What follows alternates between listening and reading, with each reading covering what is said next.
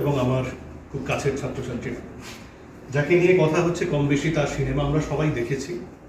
তোমাদের মতো আমরাও যখন ছোটবেলায় দেখেছি তখন হয়তো ঠিকঠাক বুঝতে পারিনি সব কিছু, আরেকটু বড় হতে আরেকটু বেশি এখন যে সব বুঝে গেছি এমনও নয়। এমন একজন মানুষ যে কোনো ভালো শিল্প সারা জীবন লাগে বুঝতে। একই সিনেমা 20 বছর বয়সে যেটা 42 বছর বয়সে 82 বছর বয়সে নতুন মাত্রা ঘটছে। শিল্পের নিয়মই হচ্ছে সেটা। এবং যখন সিনেমার একটা আলাদা ভাষা আছে আমাদের বাংলা সিনেমায়, যে কয়েকজন ব্যক্তিত্ব সত্যজিৎ রায় তাদের মধ্যে প্রথম, তারপরে মৃণাল সেন, তপন সিনহা, ঋত্বিক ঘটক, এদের নামগুলো খুব উল্লেখযোগ্য সমসাময়িক ক্ষেত্রে। পথের পাঁচালী দিয়ে যার যাত্রা শুরু হয়েছিল, সিনেমাটা যদি ভালো করে দেখো মন দিয়ে, মোবাইল ফোন অফ করে এখনো যদি দেখো, এরকম সাদা কালো ছবির কোয়ালিটি মোটেই ভালো নয়, অথচ মনে হবে সিনেমাটা তোমার পাশের বাড়ির কোনো একটা ঘটনা ঘটছে, তুমি সেটাই দেখছো। এই প্রথম সত্যজিৎ রায়, তার আগের যে সিনেমার ইতিহাস আমাদের বাংলা সিনেমায় ছিল, যে বাণিজ্যিক সিনেমা, মনোরঞ্জনের সিনেমা, সেখানে সত্যজিৎ রায় এমন একটা সিনেমা তৈরি করলেন যে সিনেমার মধ্যে একটা দেশের, একটা জীবনের সামগ্রিক একটা ছবি ফুটে উঠল। ভারতবর্ষের যে মূল কথা, দুঃখ দারিদ্র্য থাকা সত্ত্বেও তার মধ্যে একটা জীবনের আনন্দ আছে, স্পন্দন আছে, তার মধ্যে একটা বেঁচে থাকার উন্মাদনা আছে। পরপর পরপর সবগুলো ছবিতেই তোমরা সেগুলো দেখতে পাবে। অপরাজিত যদি দেখো তোমরা, যে সময় আমরা দেখছি মনে হতো আমরাও কলকাতায় যখন গ্রাম থেকে পড়তে যাচ্ছি আমরা সবাই ভেবেছি আমরাও তো এই অপুর মতোই। আবার যখন অপুর সংসার দেখছি, আমাদেরও যখন সংসার হয়ে গেছে, কোথাও না কোথাও একটা সিনেমা তখনই আমাদেরকে আলোড়িত করে, আমাদেরকে অন্যরকম ভাবে দেখতে শেখায়, যখন সিনেমাটার সঙ্গে কোনো না কোনো ভাবে আমি এবং আমরা মিশে যাই। এবং এই মানুষটি যতগুলি সিনেমা করেছে ভাবতে অবাক লাগে, একটা সিনেমার সঙ্গে একটা সিনেমার কোনো মিল নেই না বিষয়। সত্যজিৎ রায়কে নিয়ে বক্তব্য বলার কোনো স্পর্ধাই আমার নেই। আমি আমার ব্যক্তিগত অনুভূতি থেকে সত্যজিৎ রায়কে বলি।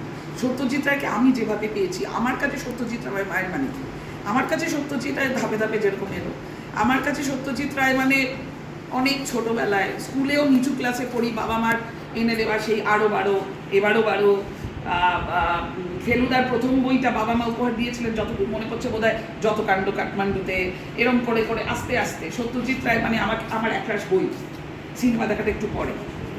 হ্যাঁ, তারপরে যখন সিনেমা দেখলাম, ফেলুদা পড়তে শুরু করেছি, সিনেমা দেখলাম, ওই দুখানা সিনেমা সত্যজিৎ বানিয়েছেন, দেখে ফেললাম সোনার কেল্লা, জয়বাবু দেবনাথ, এবং ওটা দেখে ফেললাম, মনের মধ্যে গেঁথে ফেললাম, এবং একটা সিদ্ধান্ত নিয়ে নিলাম, সোনার কেল্লা, জয়বাবু দেবনাথ কেউ আমার ঘাট চেপেও ওই দুটো বই আমাকে পড়াতে পারবে না, আমি পড়বো না। কেন পড়বো না? সিনেমাটার স্রষ্টাও সত্যজিৎ রায়, বইটার লেখকও সত্যজিৎ রায়, কিন্তু ওইটা দেখে আমার মননে যেই রকম যেই কী বলবো হয়েছে, হ্যাঁ, যার কি সঞ্চার হয়েছে, বাট আমার মনের মধ্যে সেটা যেভাবে গেঁথে আছে সেইটা হয়তো বইটা পড়লে মিলবে না। আজ অব্দি সোনার কেল্লার জয়প্রনাথ আমার পড়া হয়নি এবং পড়ার ইচ্ছেও নেই। মানে সত্যজিৎ রায় বলতে চাইছি, সত্যজিৎ রায় আমার কাছে আমার জীবনের এমন একটা জায়গা, মানে ছোটবেলার সেই নস্টালজিয়া থেকে আরম্ভ করে সত্যজিৎ রায় আমাকে বড় করলেন, সত্যজিৎ রায় হাত ধরে আমাকে তুললেন, তিনি জানলেন না আমাকে মানুষ করলেন, কিন্তু তিনি করলেন, মানে আমার বাবা মার পরে বোধহয় তিনি আমাকে মানুষ করলেন। সত্যজিৎ রায় মানে আমার সেই সেই ছোটবেলার দুপুরগুলো সত্যজিৎ রায়ের বই কেটে, মানে সত্যজিৎ রায়, চন্দন স্যার খুব সুন্দরভাবে সত্যজিৎ রায় সিনেমা নিয়ে বললেন, একটা যুগের একটা প্রতিনিধি, তাকে রেনেসাঁ মানুষ বলা হয়। এবং ইয়ার্কি করে একজন সাহেব তাকে বলেছিলেন তিনি হচ্ছেন ওরিয়েন্ট লংম্যান। আপনারা সবাই জানেন ওরিয়েন্ট লংম্যান বলে একটা প্রকাশনী সংস্থা আছে। তো সত্যজিৎ রায় এমন একটা সময়ে বাংলা সিনেমায় বা বলা যায় যে ভারতীয় চলচ্চিত্রে প্রবেশ করে যখন স্টুডিওর মধ্যে শুটিং করাটাই রীতি ছিল এবং গ্রাম বাংলাকে প্রেক্ষাপট করে চলচ্চিত্র নির্মাণ করা সেটা কেউ স্বপ্নেও ভাবেনি। তিনি একটা কাশফুলের মধ্যে ভাই বোনের দৌড় দেখাচ্ছেন, রেল চলে যাচ্ছে, গ্রাম বাংলাকে একেবারে সামনে নিয়ে আসছেন। এই জিনিস, এই যে পরীক্ষাটা তিনি করলেন এমন সময় যখন তিনি একটা বিজ্ঞাপনী সংস্থায় তিনি কাজ করছেন, এমন কিছু মাইনে পাচ্ছেন না, সুতরাং যেটাকে বলে কমার্শিয়াল সাকসেস, সেইটার সম্পর্কে তিনি কিন্তু নিশ্চিত ছিলেন না। 2 বছর বা 3 বছর ধরে তাদের এই শুটিংটা চলে, এমনকি বিজয় রায়ের গয়না বিক্রি করেও সেই শুটিংটা কিন্তু চালাতে হয়। পরবর্তী পর্যায়ে মুখ্যমন্ত্রী বিধানচন্দ্র রায়ের অর্থানুকূল্যে এই পথের পাঁচালী সিনেমাটা সমাপ্ত হয়। মোরা বাংলাদেশের থেকে মোরা বাংলাদেশের থেকে মোরা সাদা সিধা মাটির মানুষ দেশে দেশে যায়। মোরা সাদা সিধা মাটির মানুষ দেশে দেশে যায়। মোদের নিজের ভাষা ভিন্ন, ভাষা জানা নাই। মোদের নিজের ভাষা ভিন্ন, ভাষা জানা নাই। মহারাজা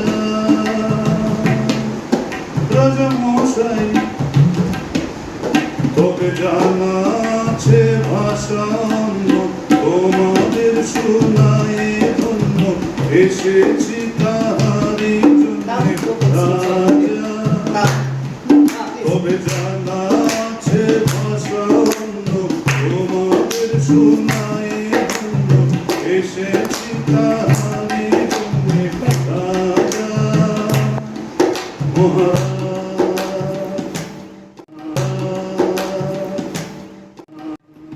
রাজা শোনো ভরে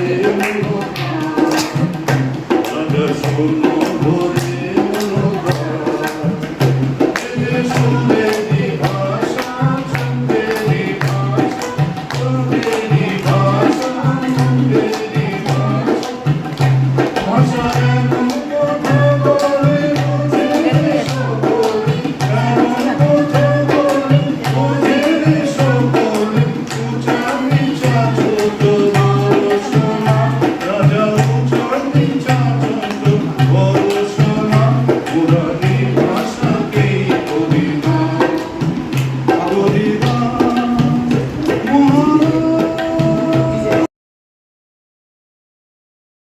वो मिसाल बन के रहेगा आज के दिन में। हम लोग मानते हैं उसके ऊपर उसको मरणोपरांत भारत रत्न भी दिया गया है और उसने लाइफ टाइम 36 फिल्म किया, ऐसा मेरा जानकारी है।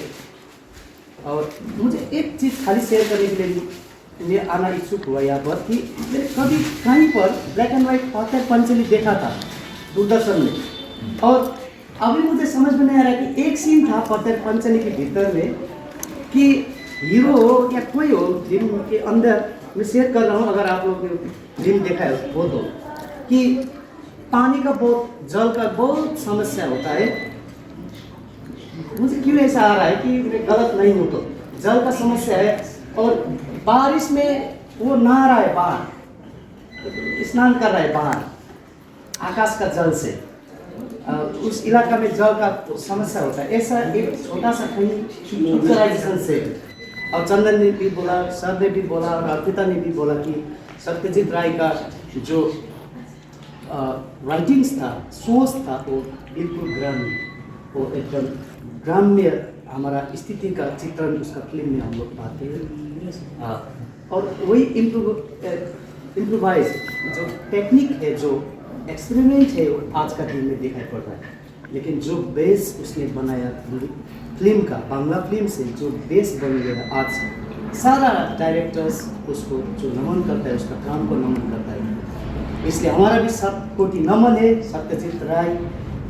ऐसा लेजेंडरी बार बार आता नहीं है इस धरती पे। वो जो आया, उसने जो दिया शिक्षा फिल्म डिवीजन में, वो एक उदाहरण के रूप में हम लोग आज देख सकते हैं। और सारे स्टूडेंट को मैं भी ये अर्ज करना चाहता हूँ, मतलब रिक्वेस्ट है कि बुक्स है जो लाइब्रेरी में है, उसके ऊपर जो अभी ये दिख रहा है बुक्स लेना, पढ़ना, गूगल में भी सत्यजीत राय को सबके ज्ञान है लेना जरूरी है। इतना वास्ट नॉलेज था उस टाइम, जो कुछ भी नहीं था वो लोग के पास, कुछ भी फैसिलिटी नहीं था। जो टेक्निकल फैसिलिटी मिलता है, होता है, वो चीज़ नहीं था, फिर भी इतना बढ़िया फीचर फिल्म उसने बनाया उस टाइम में, ब्लैक एंड वाइट के दौर में। और वही शिक्षा लेकर हम लोग आज जा रहे हैं। और फिल्म डिवीजन में तो उसको भगवान पूछते, भगवान मानते, ईश्वर ठाकुर है वो, जितना भी अभी नया डायरेक्टर के लिए गुरु है। और मेरा भी 7 कोटि नमन, इतना ही बोल पाया मैं। Thank you Sanjeev, thank you so much for giving me